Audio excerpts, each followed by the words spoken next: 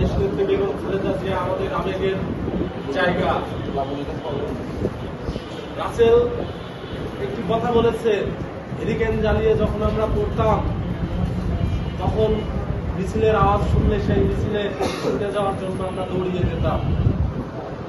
সময় পেরিয়েছে, গণ্ডি পেরিয়েছে, সেই মিছিলে আমরা অনেকেই যেতে না পারলেও ফেসবুকে কিন্তু আমরা লেখালেখি করি।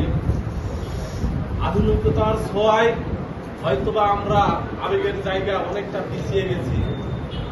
আমাদের যারা সিনিয়র নেতৃবৃন্দ আছে তাদের আমাদের থেকে বেশি আবেগের জায়গা রয়েছে। সময়ের সংক্ষিপ্ততার কারণে সিনিয়র নেতৃবৃন্দ সেই আবেগের কথাগুলো বলতে পারে নাই।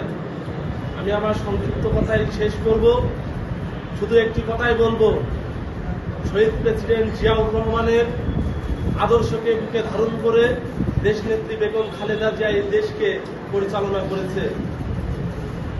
দেশনেত্রী বেগম খালেদা জিয়ার রক্ত প্রবাহিত হচ্ছে, জিয়াউর রহমানের রক্ত প্রবাহিত হচ্ছে বর্তমান বাংলাদেশের গণপ্রজাতন্ত্রী সরকারের মাননীয় প্রধানমন্ত্রী জাতীয়তাবাদী ছাত্র দলের সাংগঠনিক অধিনায়ক দেশনায়ক তারেক রহমানের গায়ে। তিনি এই দেশটাকে সারা বিশ্বের বুকে মাথা উঁচু করে দাঁড়িয়ে নিয়ে যাওয়ার জন্য অক্লান্ত পরিশ্রম করছে। তারেক রহমানের শক্তি জাতীয়তাবাদী ছাত্র দল। এই ছাত্র দলকে আরো সুশৃঙ্খল হতে হবে, সুসংগঠিত হতে হবে, ফ্যাসিস্টের বিরুদ্ধে রুখে দাঁড়াতে হবে, রাজাকারদের বিরুদ্ধে আপনাদেরকে আরো বেশি সোচ্চার হতে হবে, ঐক্যবদ্ধ হবে।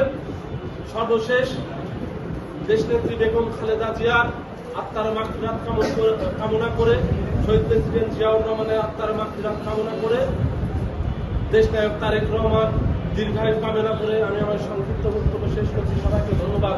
আসসালামু আলাইকুম।